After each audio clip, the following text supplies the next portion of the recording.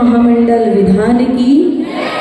बोलो जिनवाणी पुत्री आरिका मां सिद्ध श्री माता जी की, बंदनी आरिका संघ की।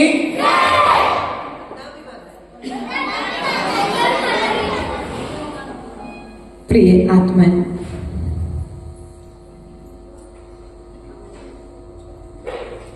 सिद्धों की आराधना हमारे अंदर में सिद्धत्व को प्रकट करने वाली हो, हमें आराधना का फल सिद्ध अवस्था प्राप्त हो। प्रिय बंधुओं, हम सभी यह तो जानते हैं कि राजा शिपाल के लिए कुष्ठ रोग हो गया था और मैना सुंदरी ने सिद्ध चक्र महामंडल विधान करके राजा शिपाल सहित 700 सेनापतियों का कुष्ठ रोग ठीक किया था। लेकिन बात बार बार मन में यह आती है कि श्रीपाल ने ऐसा कौन सा कर्म किया था जिसके कारण उसे राज्य छोड़ना पड़ा, जिसके कारण उसे कुष्ठ रोग से ग्रसित होना पड़ा, जिसके कारण उसे दर दर में भटकना पड़ा, जिसके कारण उसे समुद्र में फेंका गया और जिसके कारण उसे अन्य राज्य में जाकर के भांड आदि निंदा पूर्वक शब्दों को सहन करना पड़ा। ये घटना मात्र राजा श्रीपाल के जीवन की नहीं है, वर्तमान काल में भी कहीं ना कहीं हम श्रावक इस तरह की गलतियां कर जाते हैं जो हमें ज्ञात नहीं होती है, और हम बाद में श्रीपाल की तरह दुख को उठाते हैं और फिर कहते हैं हम तो भक्ति करते हैं फिर भी हमारे लिए फल अच्छे नहीं मिलते। कहते कि नहीं कहते? हम तो भगवान आपकी भक्ति खूब करते हैं लेकिन हमें उसका फल नहीं मिलता। ध्यान रखना, अपने अपने कर्मों का फल, बोलो तो,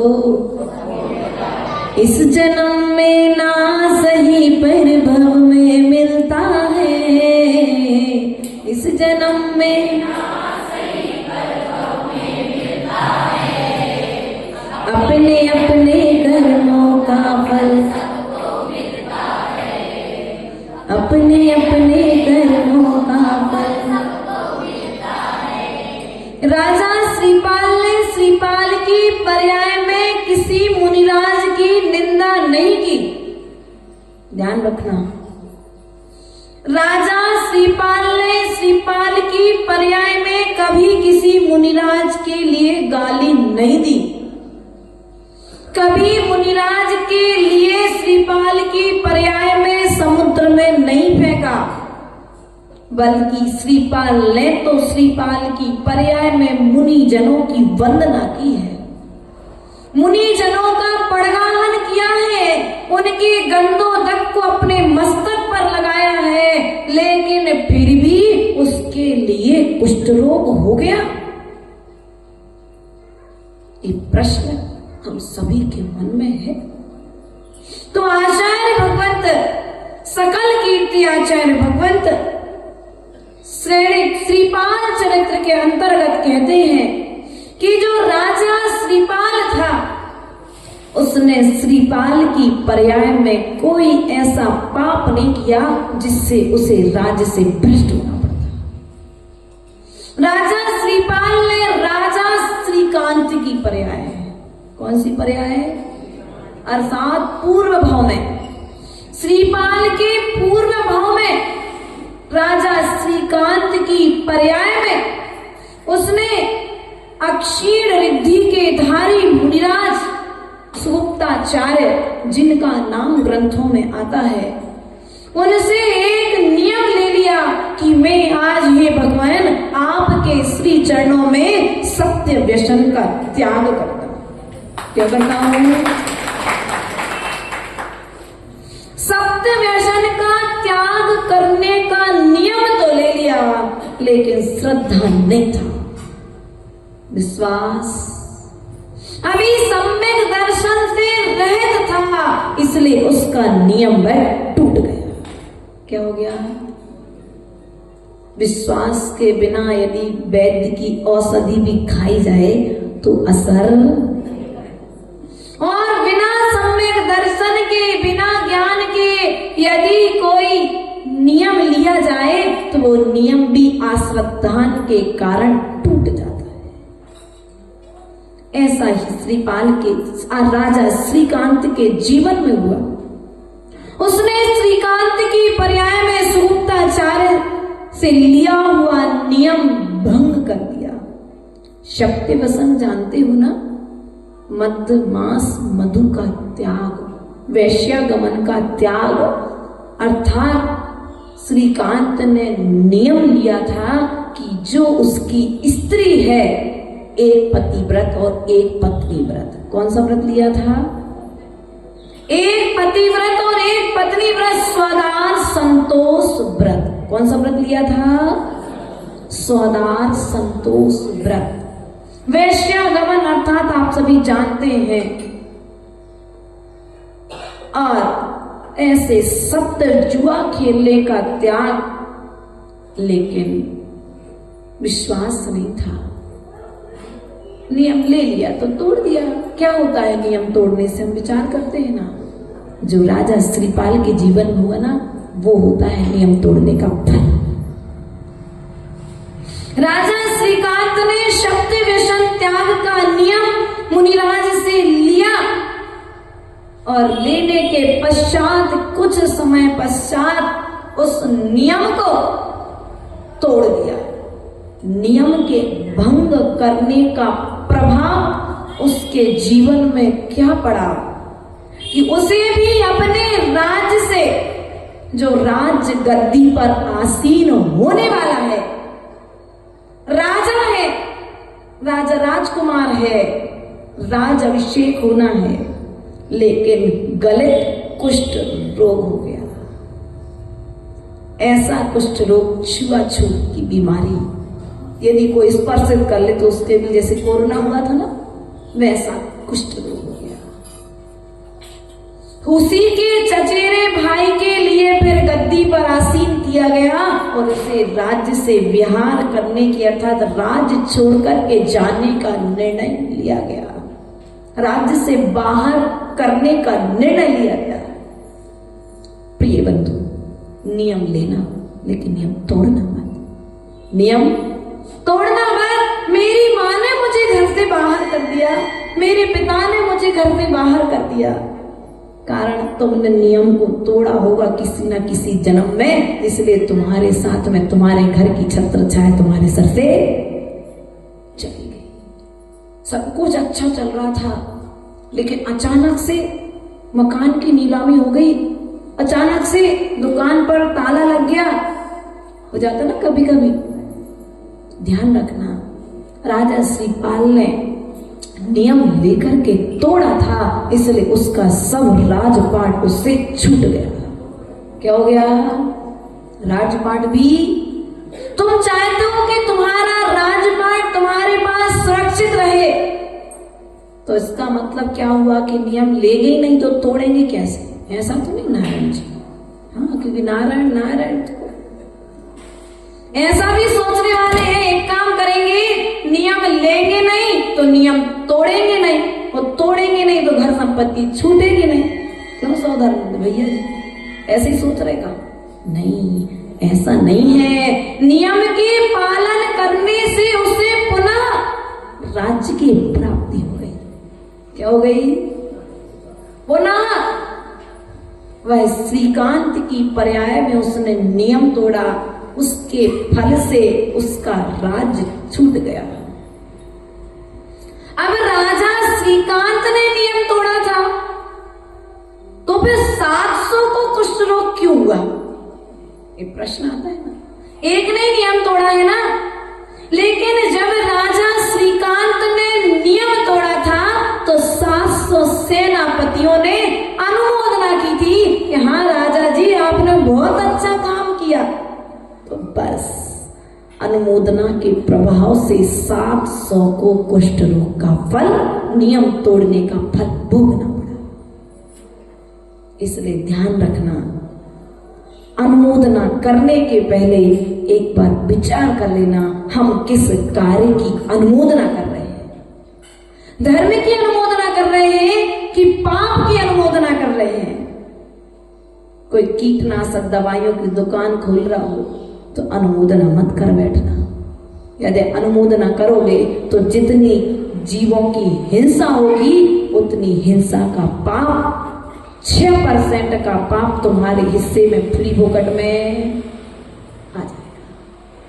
कोई मेडिकल की दुकान खोले, वो मेडिकल की दुकान खोलना, लेकिन गर्भपात की दवाइयां कभी अपनी दुकान पर मत रखना। क्या? यदि मेडिकल खोलने के पश्चात अनुमोदना तो कर दी, मेडिकल की जीवन देने के लिए दवाई ली है, लेकिन जीवन देने के लिए मेडिकल खोला है, जीवन लेने के लिए मेडिकल, ध्यान रखना। वरना नियम तोड़ने के प्रभाव से,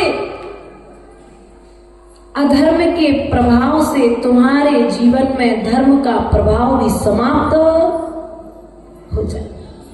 पुण्य उदय से सब कुछ मिला है आज, लेकिन इस पुण्य का सदुपयोग करोगे तो सिद्ध पद मिलेगा, और सदुपयोग नहीं करोगे तो क्या होगा?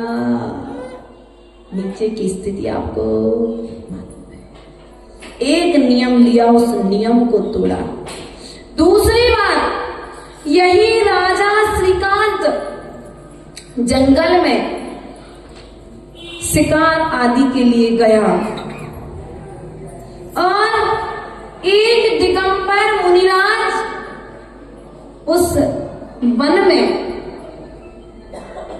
मुद्रा बना करके आहार हेतु निकल रहे थे।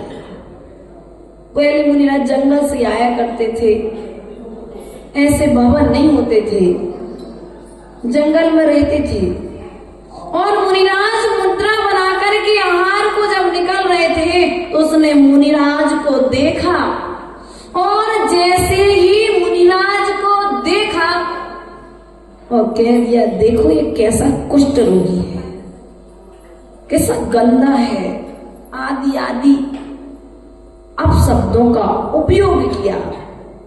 उसके प्रभाव से वह भी कुष्ठ रोग को धारण करने वाला हुआ था, कुष्ठ रोगी हो गया। मुनिराज तो जिन्हें अपना मल भी श्रृंगार की तरह महसूस होता है, वह मल भी शरीर पर लगा हुआ मल भी कर्म निर्जना का साधन जिन्हें प्रतीत होता है, ऐसे दिगंबर मुनिराज को देख करके उसने कुष्ठ रोगी कह दिया।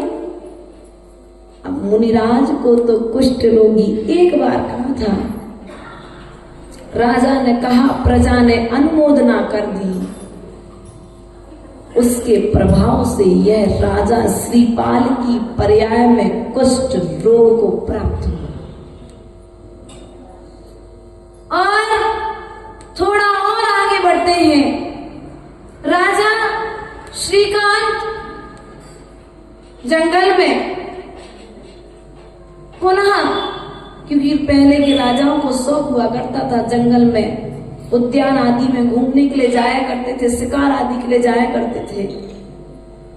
तो श्रीकांत ने एक मुनिराज को ध्यान मुद्रा में देखा, और जैसे ही उन्हें ध्यान मुद्रा में देखा वैसे उसके मन में विचार आया कि मैं इन्हें समुद्र में फेंकवा दूं। क्या करूं? मुनिराज तो प्रतिमासन में बैठे थे, ध्यान मुद्रा में बैठे थे, पद्मासन लगा करके बैठे थे, मुनिराज ने अपना ध्यान नहीं तोड़ा। राजा श्रीकांत बहुत अपशब्द कहता रहा, गाली सुने मन खेद न आनो वाली स्थिति मुनिराज के सामने में थी। वह नाना तरह के शब्दों का प्रहार मुनिराज के ऊपर कर रहा है, लेकिन उस शब्दों के प्रहार का प्रभाव मुनिराज के ऊपर नहीं पड़ रहा था। उसने जब देखा कि ये मुनिराज तो आंखें ही नहीं खोल रहे हैं, मैंने इतना सब कुछ कह दिया, उसके बाद में भी ये कोई रिटर्न उत्तर और अब जैसे अपन कुछ बोलो, कभी कभी घर में ऐसा हो जाता है, सास बहू की नोकझोंक तो कभी कभी थोड़ा थोड़ा ऐसी होती है कि सास कुछ कहे तो बहू बना ले, जवाब नहीं दे, बेचारी जवाब दे तो दिक्कत और नहीं दे तो दिक्कत। ऐसे ही मुनिराज ने कहा कि भैया, सोचा कि क्या फायदा, वे अपनी ध्यान मुद्रा में, सामयिक मुद्रा में बैठे रहे। यह देख करके राजा श्रीकांत का क्रोध और ज्यादा बढ़ गया और जैसे ही क्रोध बढ़ा, उसने सैनिकों को आज्ञा दी कि इन मुनिराज को समुद्र में फेंक दो। क्या किया?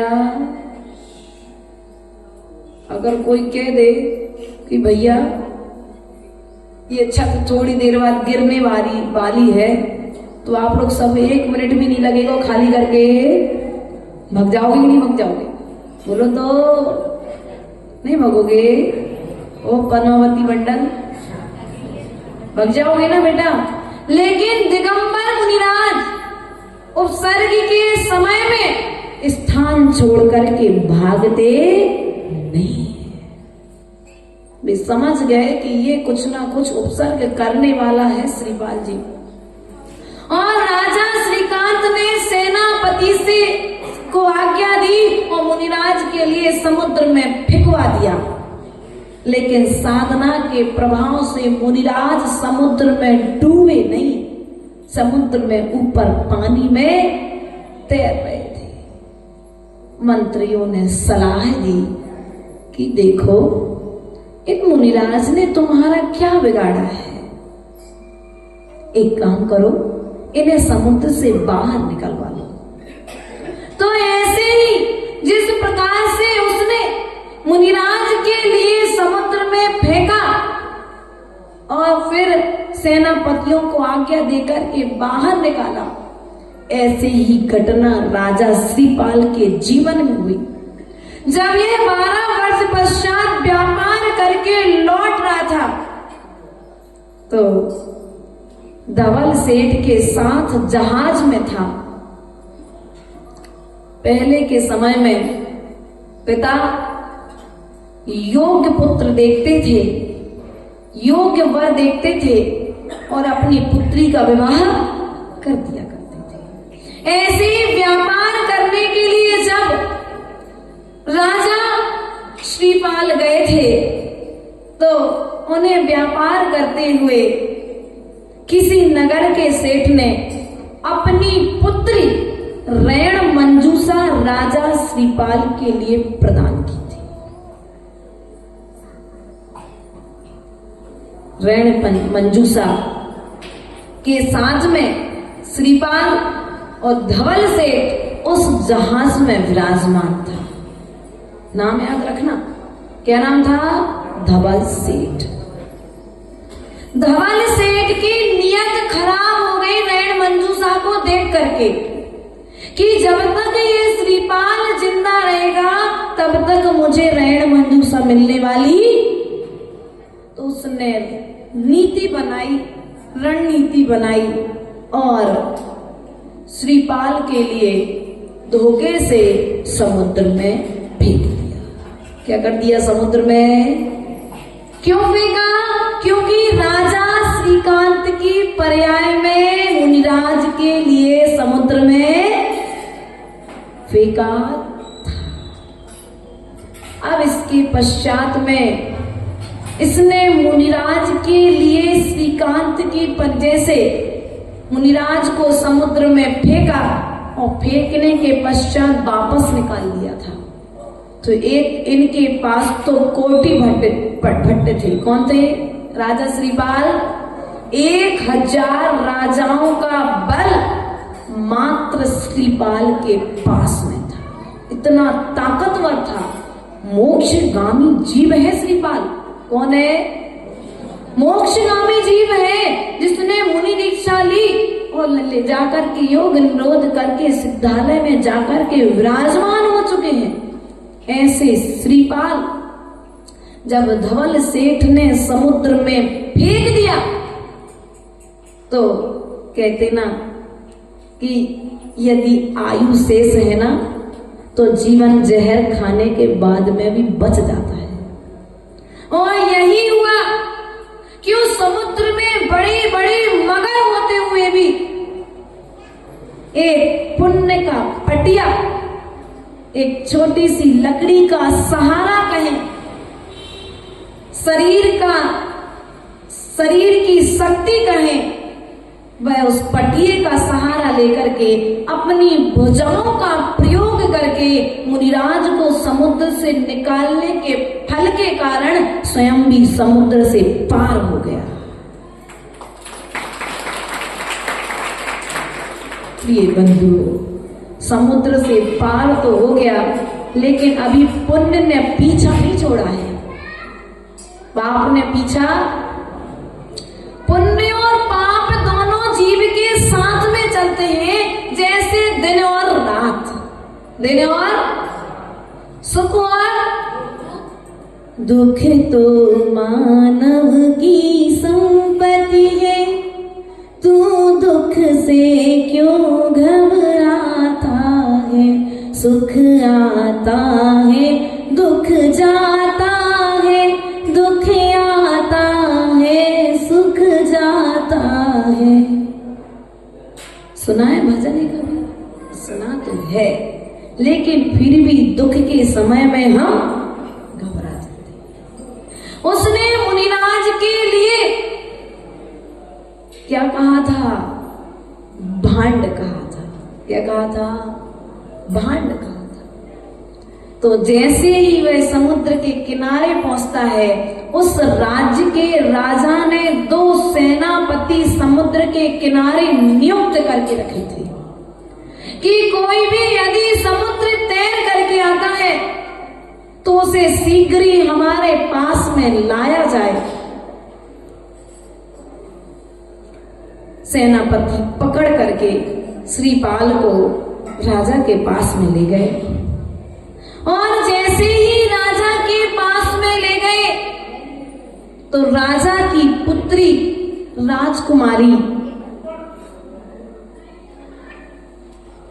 जिसे देख करके किन्हीं अवधि ज्ञानी मुनिराज ने कहा था कि जो समुद्र पार करके आएगा वही इस पुत्री का वरण करने वाला होगा।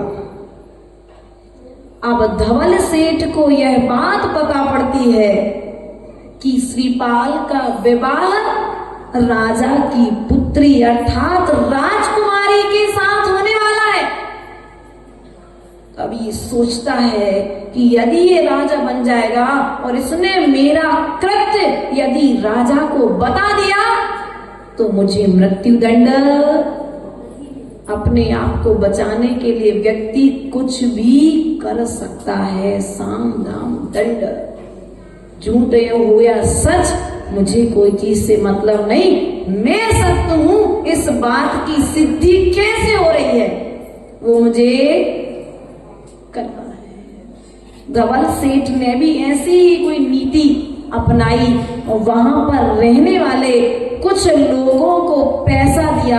किसी को कहा कि तुम राज्य में जाना और कहना कि ये मेरा पुत्र है। कोई स्त्री को पैसे दिए, उससे कहा कि तुम कहना श्रीपाल तुम्हारा पति है। तीसरे को समझाया, पैसे दिए, कहा कि तुम उसकी बहन बन करके जाना। चौथे को कहा तुम भाई बन करके जाना। पांचवें को कह दिया तुम पिता बन करके जाना। अब ये 5 रिश्ते जहां पर खड़े हों वहां तो झूठ पकड़ने वाला है ही नहीं। श्रीपाल समझ गया कि मैं कितना भी सत्य बोलूंगा लेकिन मेरी बात को सत्य माना नहीं जाएगा। जैसे ही श्रीपाल के लिए राज्य में बुलाया गया और ये घोषणा होने ही वाली थी कि राजा की पुत्री राजकुमारी का विवाह श्रीपाल के साथ होना तय हुआ है, इतने में धवल सेठ राज्यसभा में प्रवेश करते हैं। और जैसे ही धवल सेठ का राज्यसभा में प्रवेश होता है वह कहते हैं, हे भगवान आप कहाँ भूल करने जा रहे हैं, ये कोई राजा वाजा नहीं है, ये तो भांड का पुत्र है, अर्थात बाजी बजाने वाले जो होते ना, बाजी बजाने वाले, नाली साफ करने वाले, उनका पुत्र है और तुम इन्हें अपनी राजकुमारी देना चाहते हो। राजा ने घोषणा कर दी कि यदि सच में यह भांड पुत्र है तो इसे सिद्ध करके बताओ। तो धवल सेठ तो पहले से ही राजनीति करके बोले, मैं उसके पूरे परिवार को लेके आया हूं भगवान, आप मुझ पर विश्वास कीजिए। राजा कहता है कि यदि यह सिद्ध हो गया कि यह श्रीपाल भांड पुत्र है तो इसे झूठ बोलने के अपराध में मृत्यु दंड दिया जाएगा, और यदि यह किसी राज्य का राजा निकला तो धवल सेठ तुम्हें इस अपराध में मृत्यु दंड दिया जाएगा। अब विचार करो उस समय दृश्य कैसा रहा, उस दृश्य की कल्पना करो अपने सामने। इस विपरीत परिस्थिति में भी राजा श्रीपाल ने अपना धैर्य नहीं छोड़ा। क्या? जहां उसका परिचय एक भी व्यक्ति नहीं है, मिलन भैया, उसका कोई रिश्तेदार नहीं है उस राज्य में कि उसकी पक्ष ले ले, और जो उसकी पत्नी थी रैण मंजूषा उसके साथ में, उसको भी समुद्र के किनारे जहाज में ताले में बंद करके धवल सेठ ने उसे वहां बंद कर लिया है। कहे तो क्या कहे श्रीपाल, यदि झूठ कहता है तो भी गलत है और सत्य कहता है सो मानने वाला कोई नहीं है। इससे अच्छा है कि मैं मौन रह जाऊं। ऐसा विचार करके राजा श्रीपाल मौन रहे। 2 दिन तक उन्होंने अपने मुख से ना तो कहा कि मैं भांड हूं और ना ही उन्होंने कहा कि मैं राजा हूं। राजा परेशान हो गया। उसने अपनी पुत्री राजकुमारी को भेजा कि बेटा जा, तू स्वयं पूछ करके आ कि बात क्या है, सत्य क्या है, क्योंकि सत्य सामने आएगा तो निर्णय करने में सहायता होगी। वह राजकुमारी श्रीपाल के पास में जाती है और श्रीपाल से पूछती है कि देखो, तुम्हारे वर्तमान लक्षण देख करके, शरीर की आभा और प्रभा देख करके, तुम्हारा व्यवहार देख करके ऐसा नहीं लगता कि तुम भांड पुत्र हो। फिर भी आप मौन क्यों हैं? पिता इस बात से बड़े चिंतित हैं। आप उनकी चिंता को मिटाइए और अपनी बात को प्रस्तुत करिए राज्यसभा में। श्रीपाल कहता है कि मैं सत्य तो बोलने तैयार हूं, सत्य बताने तैयार हूं, लेकिन धवल सेठ को मृत्यु दंड नहीं दिया जाएगा, पहले मुझे इस बात का वचन दिया जाए। क्या? महापुरुष संकट को सहन करने के पश्चात में भी दूसरे का अहित नहीं चाहते। राजकुमारी ने वचन दे दिया और श्रीपाल ने कहा कि जाओ, समुद्र के किनारे धवल सेठ का जहाज खड़ा हुआ है और उस जहाज में हमारी पत्नी रैण मंजूषा उस जहाज में है। आप उस रैण मंजूषा को लेकर के आ जाओ, वह ही तुम्हारे लिए पूरे शब्द का दर्पण मोहब्बत तुम्हें सत्य बता देगी। राजकुमारी ने शीघ्र दासियों को भेजा और दासियों को भेज करके रैन मंजूषा को गुप्तचरों के माध्यम से गुप्त रूप से राज्य में प्रवेश कराया, क्योंकि धवल सेठ भी नगर में था और धवल सेठ को यदि जानकारी लग जाती तो पुनः वह कोई हरकत कर सकता था। और जैसे ही रैन मंजूषा नगर में राज्य में प्रवेश की सभा लगी, सभा के मध्य में रैन मंजूषा ने सारी बात राजा को बता दी। तो प्रिय बंधु, हमारे कहने का तात्पर्य आपसे है, परिस्थिति कैसी भी बने, स्थिति कैसी भी बने, लेकिन धर्म को नहीं छोड़ना। क्या नहीं करना है? हमारे साथ में यदि कोई अच्छा काम होता है तो हम धर्म करते हैं, और थोड़ा सा कुछ बुरा हो गया, सबसे पहले अभिषेक का कलश छोड़ते हैं, मंदिर जी में आना छोड़ते हैं, जिनवाणी को सुनना छोड़ते हैं। ये श्रीपाल का जीवन अर्थात राजा श्रीकांत का जीवन हमें यह बताता है कि जो जो पाप उन्होंने किए हैं वो पाप हमें जीवन में, बोलो तो, मुनियों की निंदा, मुनि बना सको या ना बना सको, लेकिन कभी किसी मुनि को कपड़े पहनाने का अधिकार समाज को, ये मूलाचार ग्रंथ भट्टकेर स्वामी कृत मूलाचार ग्रंथ कह रहा है नारायण जी। क्योंकि कहीं की कोई घटना होगी सबसे पहले समाज के पदाधिकारियों के पास आएगी। आचार्य भट्टकेर स्वामी कहते हैं, यदि तुम मुनिराज की प्रशंसा कर सको या ना कर सको कोई बात नहीं, लेकिन कभी किसी मुनि की निंदा करना, बोलो तो, सुनना, कान लगा के, मोबाइल खोल के, फोटोकॉपी करके, वीडियो बना के करना चाहिए। क्या करना चाहिए? प्रभावना करना चाहिए, आलोचना नहीं करना चाहिए। हमसे जितनी बने, जिस शासन की प्रभावना में हम सहयोग करें, अर्थात ये सिद्ध चक्र विधान करना तब सार्थक होगा जब तुम्हारा सम्यक दर्शन गुण मजबूत होगा। भगवान के चरणों में आकर के कलश ढाल लेना बहुत अच्छी बात है, लेकिन कलश के साथ साथ में अपने पापों को भी ढालते जाना। पापों को भी जैसे जैसे मस्तिष्क से जल चरणों तक पहुंचे, उसी प्रकार से तुम्हारे मस्तिष्क से पाप निकल करके चरणों के माध्यम से नीचे हो जाए, तब तो तुम्हारा भगवान का अभिषेक करना सार्थक हो जाए।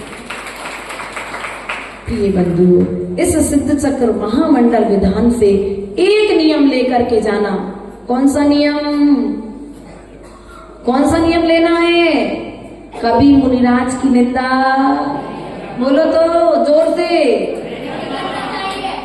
करना चाहिए नहीं, करेंगे नहीं, करेंगे।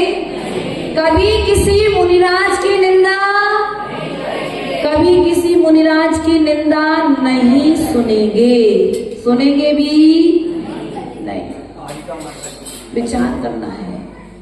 जो सम्यक दृष्टि श्रावक है, जो पिच्छी कमंडलधारी है, चाहे क्षुल्लक हो, चाहे मुनि हो, चाहे आरिका हो, चाहे क्षुल्लिका हो, चाहे आचार्य हो, भट्टकेर स्वामी ने समाधान दिया विनोद जी इस बात का कि यदि हमारे समाज में ऐसी कोई घटना आती है तो हम क्या करें? प्रश्न सबका है। आप उनके गुरु के पास जाइए। किनके पास जाना है? उनके गुरु के पास जाइए। और गुरु नहीं है तो किनके पास आएंगे?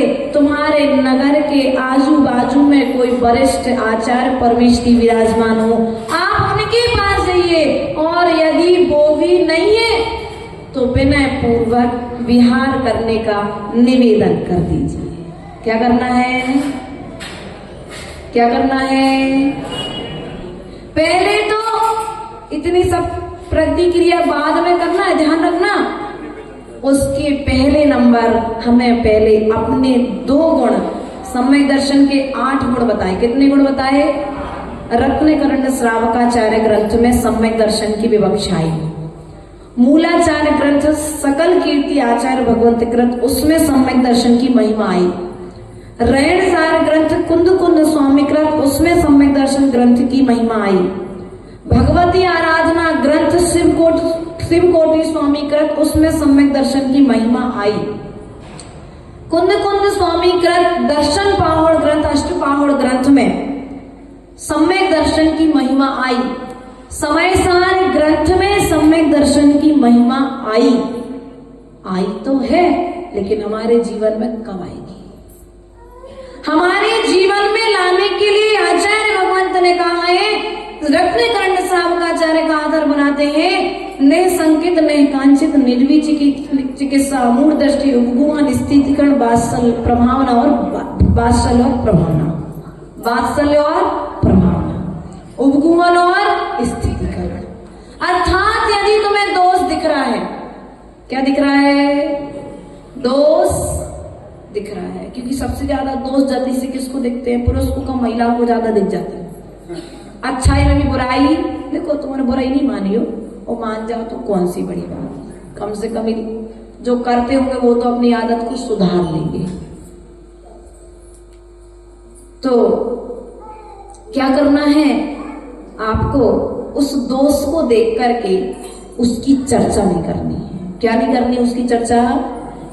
यदि अपना कोई पुत्र दोष करके आता है तो क्या उस दोष को आप पूरे मोहल्ले को बताते हो? छुपाते हो ना। अर्थात दोष को छुपाना अर्थात उपगुहन। क्या करना है? उपगुहन। उपगुहन गुण मतलब उस दोष को ढकना। क्या करना? उस दोष को ढकना। अब दोष को ढक दिया मतलब हमने उसके दोष में सहयोगी बन गए, ऐसा किया क्या? नहीं, अभी हमारा काम अभी पूरा नहीं हुआ। दोष को ढकना, ढकने के पश्चात उसे प्रेम पूर्वक अपने पास बुला करके उसका स्थितीकरण करना। क्या करना? उसे समझाओ कि बेटा तुम ये जो काम कर रहे हो ये गलत काम कर रहे हो, ये तुम्हारे मोक्ष मार्ग योग। क्योंकि जो साधु बनता है वह एक माता पिता को छोड़ता है, लेकिन पूरी समाज उसके माता पिता हो जाएगा। और हमने यही कहा था बरल बाजार वालों से। हमारी सोनू दीदी कह रही थी, माता जी एक ऐसा आशीर्वाद दे दो कि हमारे घर में भी कुल का कोई दीपक उजाला करे। हमने कहा सोनू दीदी तुम चिंता नहीं करो, हम बैठे हैं। तुम अपने एक कुल के लिए दीपक चाहते हो, हम तो हर घर में कुल का दीपक जलाने के लिए। तुम हमें बेटी मान लो ना। क्या आप हमें बेटी मानो ना? नहीं मानोगे? आप इन्हें बेटी मानो ना। वह बेटी जो एक कुल को रोशन करती है, लेकिन ये मोक्ष मार्ग पर बढ़ने वाली माता जी लोग तो घर घर में जाकर के घर घर को रोशन करते। इसलिए प्रयास करो, जाकर के उन्हें प्रेम पूर्वक समझाओ। क्या करो? स्थितीकरण करने का प्रयास करो। और जब स्थितीकरण करने में आप असक्षम हो जाए, क्या असक्षम हो जाए कि भैया अब हम नहीं समझा सकते, सामने वाला पाप छोड़ने तैयार नहीं है, तो जाकर के अंत में भैया बस अब आप यहां से बिहार क्या करो? अंतिम निर्णय है विहार करने का निवेदन करना प्रेम पूर्वक। कपड़े पहनाने का निर्णय जिनने मुनि बनाया है, जिनने आरिका बनाई है, जिनने छुल्लक छुल्लिका बनाए हैं, त्यागी व्रति बनाए हैं, उन्हें अधिकार है। हम श्रावकों को अधिकार ना, हमें कपड़े उतरवाने का अधिकार है ना कपड़े पहनाने का अधिकार है। ये सिद्ध चक्र विधान यही हमसे कह रहा है कि यदि तुम सिद्ध चक्र विधान कर रहे हो, सिद्धों की आराधना कर रहे हो, तो जैसे सिद्धालय में बैठे कितने सिद्ध हैं? गिनती है कुछ? काउंटिंग नहीं है। अनंत अनंत सिद्ध परमेष्ठियों की आराधना जिनको हमने देखा भी नहीं है, उनके लिए हम यहाँ बैठ करके श्रद्धा पूर्वक नमस्कार कर रहे हैं। उसी प्रकार से यदि अपना कल्याण करना चाहते हो तो नगर में आने वाले प्रत्येक साधु का सम्मान उसी तरह से करना जिस प्रकार से सिद्ध चक्र विधान में श्रीफल भावों के साथ चढ़ा रहे। प्रिय बंधु, अपने भावों को उन्नति प्रदान करना, जीवन में निश्चित ही उन्नति होगी, क्योंकि श्रीपाल ने अपने जीवन में किए हुए पापों को श्रीकांत में की पर्याय में किए हुए पापों को श्रीपाल की पर्याय में त्याग कर दिया और त्याग के फल से वह सिद्ध सला पर जाकर के विराजमान हो गया। तो प्रयास करना अपने जीवन की एक एक बुराई को त्याग करना। किसको त्याग करना? हम नहीं कह रहे रात्रि भोजन त्याग करो, हम नहीं कहते तुम आलू प्याज त्याग करो, हम आपसे कुछ भी नहीं चाहते, लेकिन तुम्हारे अंदर में जो बुराई है, क्या है? बुराई है, दुर्गुण है। दुर्गुण कौन कौन से हैं? दूसरों की बुराई सुनना, दूसरों की बुराई करना, कहीं पर यदि आग लगी हो तो थोड़ा सा घी और डाल देना। करते कि नहीं करते? इन कामों का त्याग बोलो तो करोगे कि नहीं करोगे? बोलो ना। नहीं करोगे? आग में घी डालने का काम यदि हमसे मैत्री कराते बनेगी तो हम बीच में बोलेंगे, और यदि मैत्री कराते नहीं बनती है तो आग में घी डालने का काम हम नहीं करेंगे। तो सिद्ध चक्र विधान करना और हमारा आपके नगर में आना सार्थक हो जाएगा। इन्हीं भावनाओं के साथ बोलिए परम पूज्य आचार्य गुरुवर स्वर्गीय विभु सागर जी महाराज की, अहिंसामय विश्व धर्म की। बिरल बाजार के संत निवास के अध्यक्ष श्रीमान कुलदीप भैया